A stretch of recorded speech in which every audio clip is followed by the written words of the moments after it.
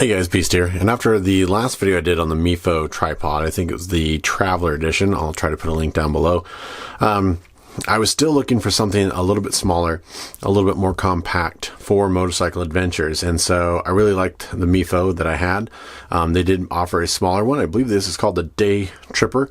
Whatever this video is called, that's what it's called. They didn't really have a name on the tripod, and it's been over a year since I bought this last one. So, all right, now even though the legs don't extend as far, you've got a lot of the same features, same aluminum, same anodides, same sort of locking lugs. So I can either come in and do sort of a 45.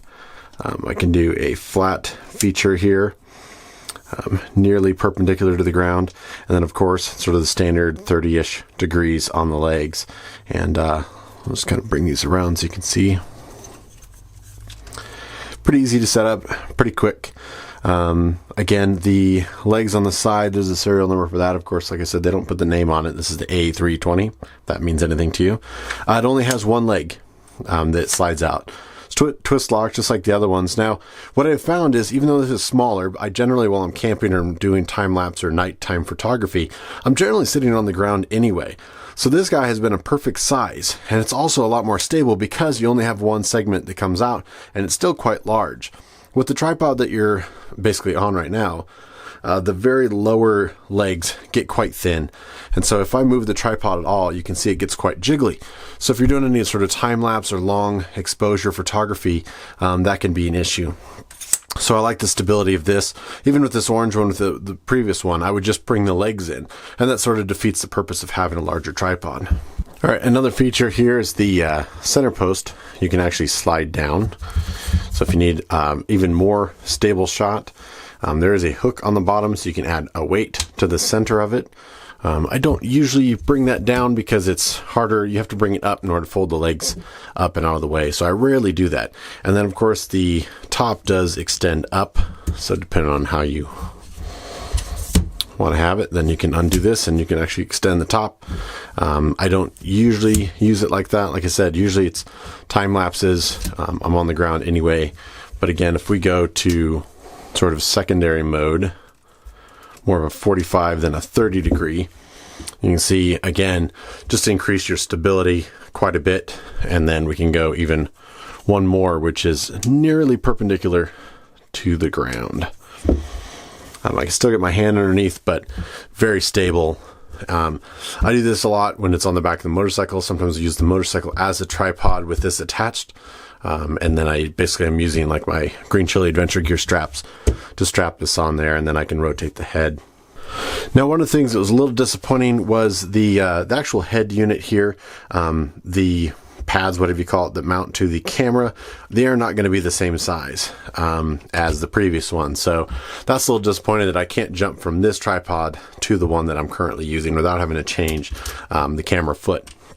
The other thing I didn't really like is, oh, there it goes, is how large this knob is.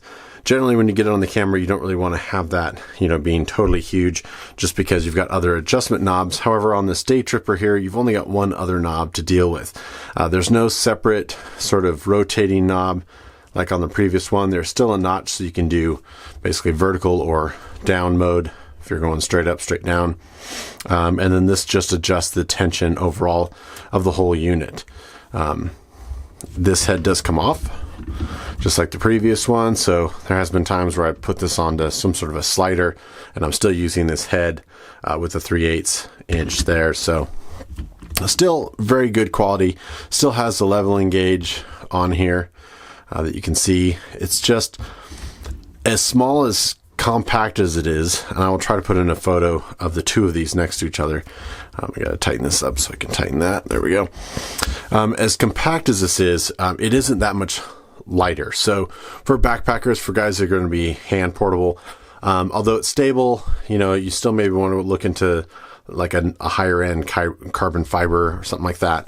I really like it for what I use it for. It has been very rugged. Again, hands down, Foto, I think for the money, I really like what they do. Was it the perfect solution for the motorcycling?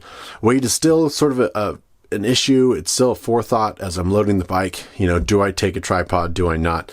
So I have another one that I'll review down the road that I found that it's very minimalist. It doesn't work in every situation, but for those trips where I really just don't even want to add a couple pounds for this tripod, I bring that one. So, quick and dirty review, guys. This is the Mifo. I believe it's the Day Tripper, whatever you're watching this review is called here. And I'll put links down below where you can pick it out. But also check out the other one. Very versatile, especially, like I said, for not much savings weight of the smaller one. You can get the larger Traveler. It's just a little bit more versatile, has a slightly better head. But I have been enjoying this. It's very robust. It's just, I wish it was a little bit lighter. This is Beast, signing off. Take care, guys.